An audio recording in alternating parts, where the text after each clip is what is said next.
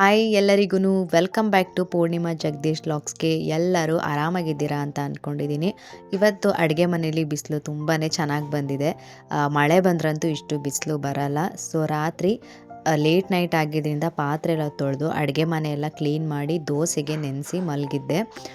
ಅಂದರೆ ಇದು ನೀರು ದೋಸೆಗೆ ನೆನೆಸಿದ್ದೀನಿ. ಒಬ್ಬೊಬ್ಬರು 4 to 5 ಇಯರ್ಸ್ ಬಿಫೋರೇ ನೆನೆಸ್ತಾರೆ. ನಾನು ರಾತ್ರಿಯೇ ನೆನೆಸಿದ್ದೀನಿ. ಇದ್ರ ಜೊತೆಗೆ ಒಬ್ಬೊಬ್ಬರು ಕಾಯಿ ಹಾಕಿ ನೆನೆಸೋರು ಇರ್ತಾರೆ. ಇಲ್ಲಾಂದರೆ ಸ್ವಲ್ಪ ಉದ್ದಿನಬೇಳೆ ಕಡಲೆಬೇಳೆ ಹಾಕಿ ನೆನೆಸ್ತಾರೆ. ಬಿಕಾಸ್ ಬರೀ ಅಕ್ಕಿನೇ ನೆನೆಸಿದ್ರೆ ಒಂದೊಂದು ಸಲ ನೀರು ದೋಸೆ ಬರಲ್ಲ. ಯಾಕೆ ಬರಲ್ಲ ಅಂತೇಳಿ ನಾನು ಈ ವಿಡಿಯೋದಲ್ಲಿ ತೋರಿಸ್ಕೊಡ್ತೀನಿ ನೋಡಿ. ರಂಗೋಲಿ ಬಿಡೋಣ ಅಂತೇಳಿ ಹೊರಗಡೆ ಬಂದಿದ್ದೆ. ಪಾರಿವಾಳ ಇರೋದನ್ನೇ ಅಬ್ಸರ್ವ್ ಮಾಡಲಿಲ್ಲ. ಸೊ ಸೌಂಡ್ ಆಗಿದ ತಕ್ಷಣ ಎಲ್ಲನೂ ಹಾರೊಟ್ಟೋಯ್ತು. ರಂಗೋಲಿ ಬಿಟ್ಟು ಬಂದು ಕಲಸಿ ಇಟ್ಟು ಹೋಗಿದ್ದೀನಿ. ನಾನು ಸೋಡಾ ಗಿಡ ಏನೂ ಹಾಕಿಲ್ಲ. ನಾನು ನಾರ್ಮಲ್ ಉದ್ದಿನಬೇಳೆ ದೋಸೆ ಮಾಡಬೇಕಾದ್ರೂ ಸೋಡಾ ಏನೂ ಹಾಕಲ್ಲ. ಇವಾಗ ಹೆಂಚನ್ನು ಚೆನ್ನಾಗಿ ಕಾಯಕ್ಕೆ ಇಟ್ಕೊಂಡಿದ್ದೀನಿ. ಒಂದು ಕನ್ಸಿಸ್ಟೆನ್ಸಿಗೆ ತೊಗೊಬನ್ನಿ. ಜಾಸ್ತಿ ನೀರು ಮಾಡ್ಕೋಬೇಡಿ. ಒಂದೊಂದು ಅಂಚಲ್ಲಿ ಎದ್ದೇಳುತ್ತೆ, ಒಂದೊಂದು ಅಂಚಲ್ಲಿ ಎದ್ದೇಳಲ್ಲ. ಸೊ ನೋಡಿ ಇದಕ್ಕೆ ಕಲಿಸ್ಕೊಳ್ಳಿ. ಏನಕ್ಕೆ ನಾನು ಇದಕ್ಕೆ ಒಂದು ಸ್ವಲ್ಪ ಉದ್ದಿನಬೇಳೆ ಹಾಕ್ತೀನಿ, ಇಲ್ಲಾಂದರೆ ಕಾಯಿ ಹಾಕ್ತೀನಿ ಅಂತ ಅಂದರೆ ಬರೀ ರೇಷನ್ ಅಕ್ಕಿ ನಾನು ಯೂಸ್ ಮಾಡೋದು ರೇಷನ್ ಅಕ್ಕಿನೇ. ನನಗೆ ಬೇರೆ ಥರ 60 ರುಪೀಸ್ 70 ರುಪೀಸ್ ದೋಸೆಗೆ ಅಕ್ಕಿ ಯೂಸ್ ಮಾಡ್ತಾರೇನೋ, ನನಗೆ ಅದ್ರ ಬಗ್ಗೆ ಗೊತ್ತಿಲ್ಲ. ಒಂದೊಂದು ಸಲ ರೇಷನ್ ಅಕ್ಕಿಲಿ ಕಡಲೆಪುರಿ ಮಿಕ್ಸ್ ಮಾಡಿರ್ತಾರೆ. ಅದು ಬರೀ ಅಕ್ಕಿ ನೆನೆಸಿದಾಗ ಕಡಲೆಪುರಿ ಮೆತ್ತಗಾದಾಗ ಸೊ ನೋಡ್ತಾ ಇರ್ಬೋದು, ಅದು ಅಂಟಂಟು ಫೀಲ್ ಬರುತ್ತೆ. ಇನ್ ಕೇಸ್ ಇದು ಓವರ್ ಕುಕ್ ಆದ್ರೂ ಒಂದು 10 ನಿಮಿಷ ಬಿಟ್ಟು ತಿನ್ನೋಕ್ಕಾಗಲ್ಲ. ಇವಾಗ ನಾರ್ಮಲ್ ಉದ್ದಿನಬೇಳೆ ದೋಸೆ ಆದರೆ 1-2 ಅವರ್ಸ್ ಬಿಟ್ಟು ತಿನ್ಬೋದು, ಬಿಸಿ ತಿನ್ನೋಕ್ಕೆ ಲೈಕ್ ಮಾಡಲಿಲ್ಲ ಅಂತ ಅಂದರೆ. ಈ ಥರ ದೋಸೆಯಲ್ಲಿ ಬಿಸಿ ಬಿಸಿನೇ ತಿನ್ಕೋಬೇಕಾಗುತ್ತೆ. ಇಲ್ಲಾಂದರೆ ನೋಡ್ಬೋದು, ನನ್ನ ಕೈ ಇಟ್ಟು ತೋರಿಸ್ತಾ ಇದ್ದೀನಿ, ಅದು ಎತ್ತಕ್ಕೂ ಸಹ ಆಗಲ್ಲ. ತಿನ್ಬೇಕಾದ್ರೆ ಏನೋ ಗಂಜಿ ಫೀಲು ಇಲ್ಲ, ಅಂಟಂಟು ಫೀಲ್ ಆಗುತ್ತೆ. ಸೊ ಹಾಗಾಗಿ ಇನ್ ಕೇಸ್ ರೇಷನ್ ಅಕ್ಕಿಲಿ ದೋಸೆ ಮಾಡ್ತೀರ ಅನ್ನೋದಾದರೆ ಒಂದು ಸ್ವಲ್ಪ ಉದ್ದಿನಬೇಳೆ ಇಲ್ಲಾಂದರೆ ಕಾಯಿ ತುರಿ ಹಾಕಿದ್ರೆ ಅಂಟು ಫೀಲ್ ಬಿಡುತ್ತೆ ಅನ್ನೋ ಒಂದು ಇದಕ್ಕೋಸ್ಕರ ಅಷ್ಟೇ, ಇನ್ನೇನೂ ಇಲ್ಲ. ಸೊ ಈ ರೆಸಿಪಿ ನಿಮಗೆ ಇಷ್ಟ ಆಗಿದೆ ಅಂತಲೂ ಅಂದ್ಕೊಂಡಿದ್ದೀನಿ. ಸೊ ಇವಾಗ ನೋಡ್ಬೋದು, ಇದನ್ನು ಇನ್ನೂ ಜಾಸ್ತಿ ಕುಕ್ ಮಾಡೋಕ್ಕೋದ್ರೆ ದೋಸೆ ಎಳಿಬೇಕಾದ್ರೆ ಒಳ್ಳೆ ರಬ್ಬರ್ ಥರ ಆಗಿಬಿಡುತ್ತೆ. ನೀವು ಒಂದು ಸಲ ಬರೀ ಅಕ್ಕಿಲಿ ಇದು ನಿಜನೂ ಸುಳ್ಳು ಅನ್ನೋದಾದರೆ ಟ್ರೈ ಮಾಡಿ, ಬೇಕಾದರೆ ನೋಡಿ ಅಂತ ಹೇಳ್ತೀನಿ.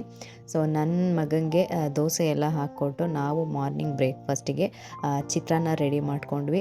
ಹಾಗೆ ಟಿಫನ್ ಎಲ್ಲ ಮುಗಿಸ್ಕೊಂಡು ನನ್ನ ಮಿಕ್ಕಿದ್ದು ಮನೆ ಕೆಲಸ ಏನೇನಿದೆಯೋ ಅದನ್ನೆಲ್ಲ ಕಂಪ್ಲೀಟ್ ಮಾಡಿಕೊಂಡೆ. ನೋಡಿದ್ರೆ ಇವತ್ತು 11 o'clock ಹಂಗೆ ಕರೆಂಟ್ ಹೋಗ್ಬಿಟ್ಟಿದೆ. ಸರಿ ಅಂತೇಳಿ ಅಟ್ಲೀಸ್ಟ್ ಕರೆಂಟ್ ಬಂದಿದ ತಕ್ಷಣ ರುಬ್ಕೊಳ್ಳೋಣ ಅಂತೇಳಿ ಕಾಯೆಲ್ಲ ತುರ್ಕೊಂಡು ಮಸಾಲೆಗೆಲ್ಲ ರೆಡಿ ಮಾಡ್ಕೊಳ್ಳೋಣ ಅಂತೇಳಿ ರೆಡಿ ಮಾಡ್ಕೊತಿದ್ದೆ. ಅಷ್ಟರಲ್ಲಿ ಪಾಪು ಒಂದು ಸ್ವಲ್ಪ ಹಠ ಮಾಡ್ತಿದ್ದ ಅಂತೇಳಿ ಅವನ್ನ ಮಲಗಿಸ್ಬಿಟ್ಟು ಬಂದೆ. ಸೊ ನೋಡ್ತಾ ಇರ್ಬೋದು, ಮನೇನ ಯಾವಾಗಲೂ ಸಿಕ್ಕಾಪಟ್ಟೆ ಮೆಸ್ಅಪ್ ಮಾಡ್ತಾನೆ. ನಾನು ತುಂಬಿಟ್ರು ಅಷ್ಟೇ, ಎಲ್ಲನೂ ಅಷ್ಟೇ. ಆಟ ಸಾಮಾನು ಆಡಲ್ಲ ಏನಿಲ್ಲ, ಅದ್ರ ಜೊತೆ ತೊಗೊಂಡೋಗಿ ಪಾತ್ರೆ ಸಾಮಾನು ಸಹ ಮಿಕ್ಸ್ ಮಾಡ್ತಾನೆ. ವೆಯ್ಟ್ ಮಾಡಿದೆ, ಕರೆಂಟ್ ಬರಲಿಲ್ಲ. ಸೊ ಆಲ್ರೆಡಿ 3 o'clock ಆಗಿತ್ತು, ಹೊಟ್ಟೆ ಹಸಿತಿತ್ತು. ಸರಿ ಇನ್ನೇನು ಮಾಡೋದು ಅಂತೇಳಿ ಸಪ್ರೇಟಾಗಿ ನುಗ್ಗೆಕಾಯಿನ ಬೇಯಿಸ್ಕೊಂಡು ಇದಕ್ಕೆ ಮಾಮೂಲಿ ಒಗ್ಗರಣೆ ಹಾಕಿ ಸ್ವಲ್ಪ ಸಾಂಬಾರು ಪೌಡರ್ ಹಾಕ್ತೆ, ಕಾಯಿ ತುರಿ ಎಲ್ಲ ಹಾಕಿ. ತುಂಬ ಚೆನ್ನಾಗಾಗಿತ್ತು ನುಗ್ಗೆಕಾಯಿ ಪಲ್ಯ. ನಾನು ಫಸ್ಟ್ ಟೈಮ್ ಟ್ರೈ ಮಾಡಿದ್ದು. ಊಟಕ್ಕೆ ಏನಾದರೂ ಬೇಕಲ್ಲ ನೆಂಚ್ಕೊಳ್ಳೋಕ್ಕೆ ಅಂತೇಳಿ ಸಾಂಬಾರಿಗೆ ಎತ್ತಿಟ್ಟೆ, ಕರೆಂಟ್ ಬಂದಮೇಲೆ ರುಬ್ಕೊಳ್ಳೋಣ ಅಂತೇಳಿ. ಮಧ್ಯಾಹ್ನ ಊಟಕ್ಕೆ ನುಗ್ಗೆಕಾಯಿ ಪಲ್ಯ ಹಾಗೆ ಅನ್ನ ತಿಂದು ಮತ್ತೆ ಪಾಪು ಎದ್ದಿದ ತಕ್ಷಣ ಅವನಿಗೊಂದು ಸ್ವಲ್ಪ ಊಟ ಮಾಡಿಸಿ ಅವನ ಜೊತೆ ಟೈಮ್ ಸ್ಪೆಂಡ್ ಮಾಡಿದ್ದಾಯಿತು. ಸಂಜೆ ಅಷ್ಟರಲ್ಲಿ ನಮ್ಮ ಯಜಮಾನ್ರಿಗೆ ತುಂಬ ದಿನದಿಂದ ಗಸಗಸೆ ಪಾಯಸ ಮಾಡಬೇಕು, ತಿನ್ನಬೇಕು ಅಂತ ಆಸೆ ಇತ್ತು. ಫಸ್ಟ್ ಟೈಮ್, ನಾನು ಇಷ್ಟು ವರ್ಷದಲ್ಲಿ ತಿಂದೇ ಇರಲಿಲ್ಲ. ಸೊ ತೊಗೊಬಂದು ಕೊಟ್ಟರು. ಕಡಿಮೆ ಕ್ವಾಂಟಿಟಿಲೇ ಮಾಡಿದ್ವಿ, ಯಾಕಂದರೆ ಜಾಸ್ತಿ ಮಾಡಿ ಏನಾದರೂ ಚೆನ್ನಾಗಿ ಬರಲಿಲ್ಲ ಅಂಥೇಳಿ. ಇಲ್ಲ ಅಂದರೆ ಗಸಗಸೆ ಎಕ್ಸ್ಪೆಷಲಿ ತುಂಬ ಕಾಸ್ಟ್ಲಿ, ವೇಸ್ಟ್ ಮಾಡೋದು ಬೇಡ ಅಂತೇಳಿ ಟ್ರೈ ಮಾಡೋಣ ಅಂತ ಮಾಡಿದ್ವಿ.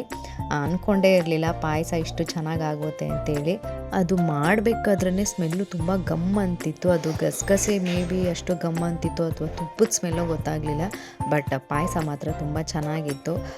ಯಾರಿಗಾದ್ರೂ ಗಸಗಸೆ ಪಾಯಸ ಮಾಡಬೇಕು ಅಂತ ಇಷ್ಟ ಇದ್ದರೆ ಒಂದು ಸಲ ಟ್ರೈ ಮಾಡಿ ಅಂತ ಹೇಳ್ತೀನಿ. ನಾವು ಮಾಮೂಲಿ ಯೂಟ್ಯೂಬ್ ನೋಡಿಕೊಂಡೇ ಮಾಡಿದ್ದು.